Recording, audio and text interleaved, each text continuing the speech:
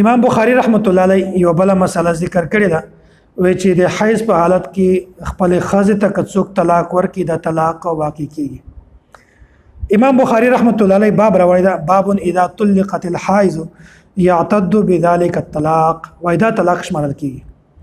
نو امام بخاری رحمت الله علیه دا خبره ثابتوي چې کله حیض په حالت کې هم خپل خاوند خپل خاصه ته طلاق ورکو اگر چې دا طلاق مناسب نه ده خو طلاق بیا هم شمارل کیږي. خو غیر مقلدین د دې خبره هم انکار کوي او وايي چې بالکل د حیض په حالت کې طلاق واقع کیږي هم نه.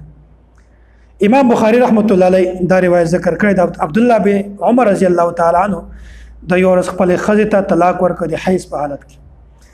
بیا نبی علیه الصلاه والسلام نه مسلې تاسو کو حضرت عمر رضی الله تعالی عنہ د مسلې تاسو کو بیا نبی علیه الصلاه والسلام حضرت عبد الله بن عمر ته د رجوع حکم ورکړ بیا رجوع. حضرت عبد الله بن عمر رضی الله تعالی فرمایي حسبت علی بتطلیقه وای چې د حیض په حالت کې چې ما کوم طلاق ورکړیو دا طلاق شمارل کېده. دا طلاق نبی علیه الصلاه والسلام وشمارو. نبی علیه الصلاه والسلام فرمایي چې تا کوم طلاق ورکړی دا د طلاق واقع شوی دا خو تو رجوع وکړه. مطلب دا ده چې یو سړی د طور په حالت کې خځې ته طلاق ورکړي یا د حیض په حالت کې طلاق ورکړي دا طلاق شمارل کېږي.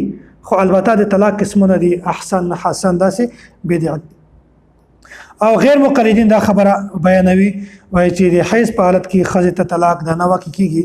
علامه وحید الزمان د کتاب د تفسیر الباری جلد نمبر 7 صفحہ نمبر 235 اہل حدیث کے نزدیک تو حیض کی حالت میں طلاق دینا لغو ہے طلاق نہیں پڑے گا.